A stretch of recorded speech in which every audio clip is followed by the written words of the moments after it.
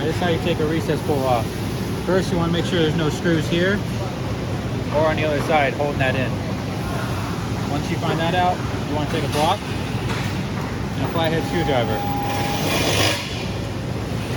Put the block there. Take a flathead screwdriver, bigger than this of course. Go up underneath and you want to pry. And that's going to pry the handle up off the style. Once you get it off, you want to apply this on the edge all the way around. Try not to go too heavy or you'll have a lot of squeeze out. Once that's applied, apply it back onto there. Press down hard, make sure I don't squeeze out. You want to clean it up with like a rubber block or maybe like a plastic scraper.